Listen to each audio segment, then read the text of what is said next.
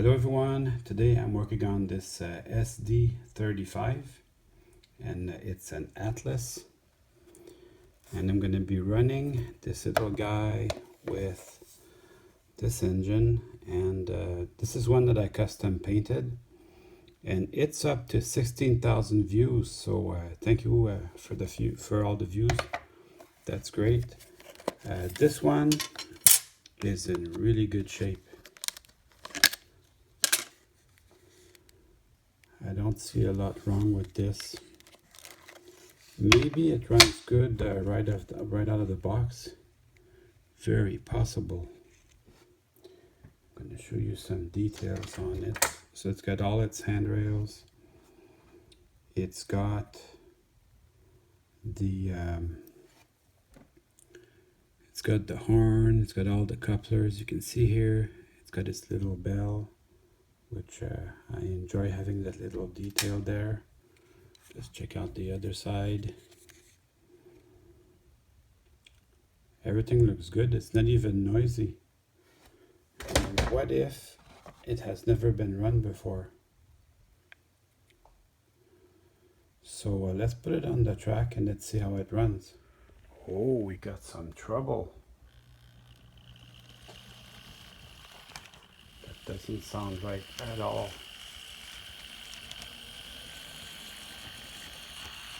So something's out of place in here. Let's go backwards. It does have a little bit of dust, very slight, but still a little bit. See, it just stalled on me there.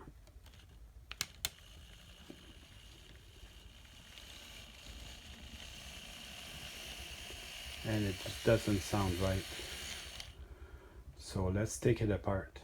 So cosmetically very nice, but oh, there's a little treasure down here. Rapido couplers if you want them. So very nice cosmetically, just needs a lot of help with the drive system. I'll give it the same thing on the other side. Yeah, these Atlas sd35s, they are very good looking engine.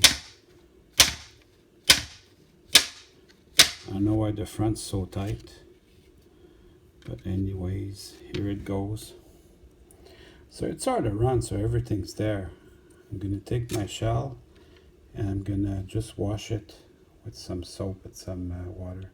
Check out this cool checker plate. They really do have some nice detail to them. And all these little warning labels here, all this stuff is legible. You need some magnification, but this one says water, fire extinguisher, danger 600 volts, danger 600 volts, and then emergency fuel shutoff and the fuel. So that is really cool. This is how I do it to find out where the noise comes from. I take it all apart and I put it back step by step, and every step of the way I check for noise. So this is a DCC compatible chassis. If you want to switch it to DCC, all you need to do is replace the little board here. I'm not going to do it because I have 3 sd35s and they're all DC. The gas tank, that's going to get cleaned also. And then pick up my screwdriver. We can remove these. The trucks on these, they only go back one way, but still it's good to pay attention. Most likely the noise is coming from the 2 trucks. Something's out of whack. So I'm just going to remove the little screw. Notice that I have my box handy for all my parts. Here we go. And then the front one.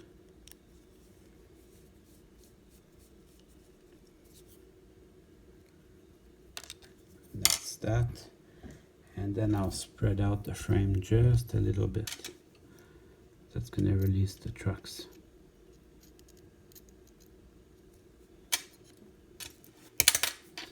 And then the front one.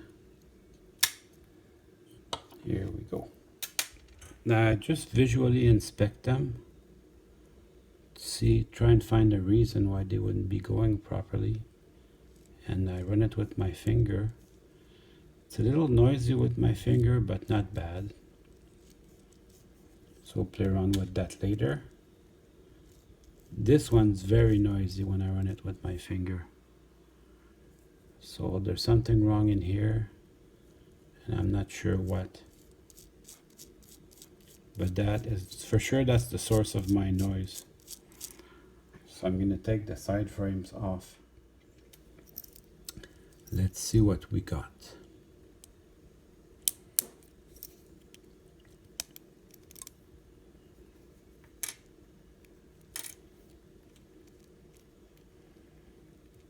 It's not even dirty.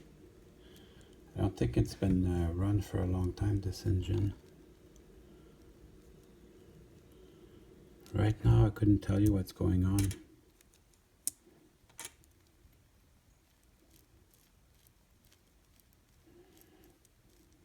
There's maybe one thing that I'm gonna try is to re-gauge the wheels.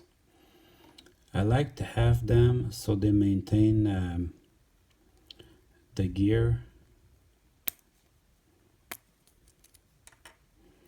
I like to have them so they maintain this gear in the proper place. You need to have a little bit of slack on the end, just like that. Honestly, this one looks really good. If I bring out the old Microtrains coupler height gauge, this one, I bought this long enough ago that it's called KD in N scale. That's how long I've owned this. It served me well for years. See the gauge, I could maybe make it just a little bit wider. So I'm gonna see if I can do it from the top. It's Daniel Cordopassi that keeps reminding me about, you know, buying engines. Sometimes the gauge isn't perfect. Now I give it just a little bit more towards the gear. So that could probably help for noise reduction. I'm going to take all my gearboxes and all my side frames. I'm going to wash them under the tap with some dish soap and my toothbrush. Well, I still have a little bit of noise up here. It's the bigger gear here that does it does the reduction. So these might make a little bit of noise. If that happens, there's nothing much you can do. So I gauged up all my wheels. I'm gonna put them back on now. So I put the most slack on the wheel that's closest to the gear. So I cleaned them with my rag as always. That gives you the best result.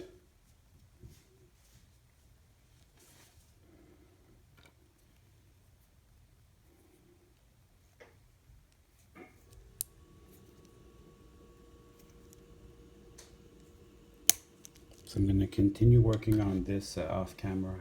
So I'm going to put my pickup strips back on. These, they have little pins that hold them to the trucks.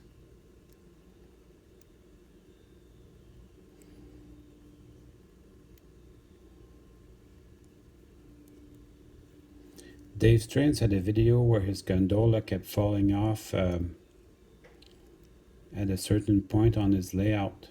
You guys have a place on your layout that's troublesome? You can put that in the comments, we'll have a good laugh.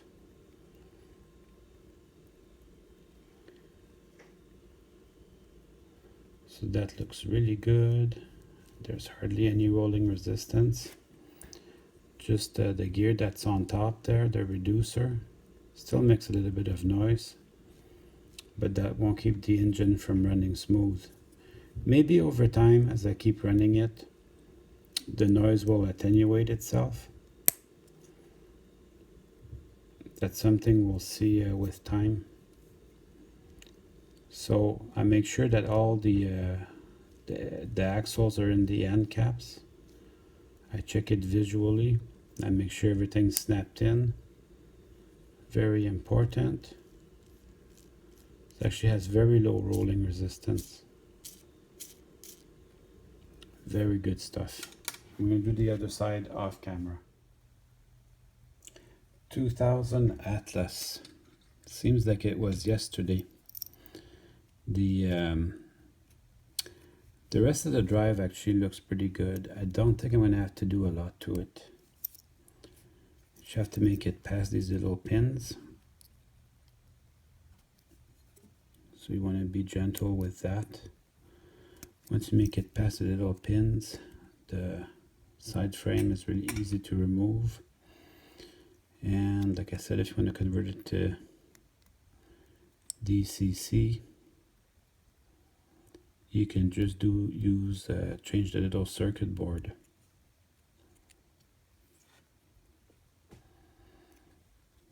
Make sure that these pins contact the under the circuit board, otherwise the train won't run, and then you'll be unhappy.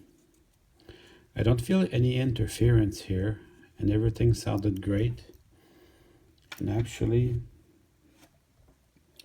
when I think about this, it hasn't been run that much, so I think there's still plenty of lubrication here.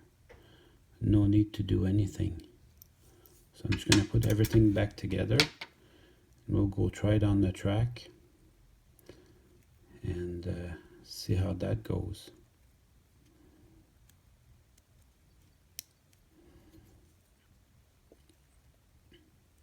I have a good feeling about this.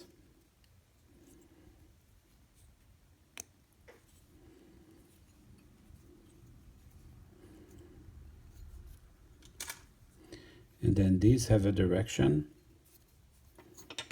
This extra brake hanger here goes towards the gas tank. They won't fit the other way. So there's not too much choice about that. This empty side from the brake detail fits in under the ladders for the pilot beam. So that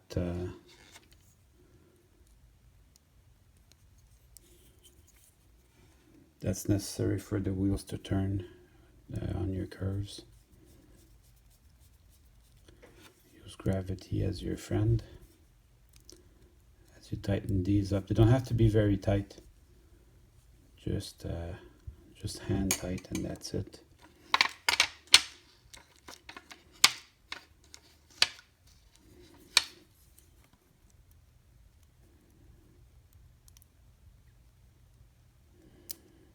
Penn Central is nice to model because they have every type of engine. For example, the sd35, not every railroad, but sd35s. All the Penn Central sd35s come from the Pennsylvania Railroad. New York Central never bought any. Actually, I'm going to test this on the bench before I go any further. I have an old power pack, which I keep on the floor, and then 2 wires leading up to the work table. So that seems to be going good. Let's go try it on the track. So it runs pretty good. Still a little noisy, but that's acceptable.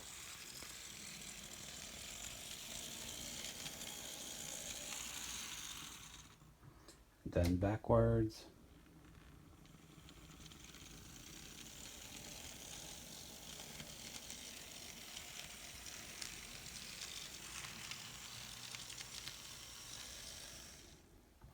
And just so you know, this little journey here, that's my rough spot on my railroad.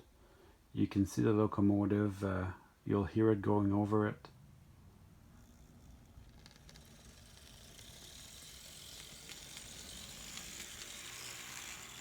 So I've got pretty good track work. Well, that wasn't so much work. I'm glad that I did it now. So let's just put the shell back on. It's still tight at the front. And now it's time to run some trains. Well, I hope you enjoyed the video. I certainly had fun making it for you.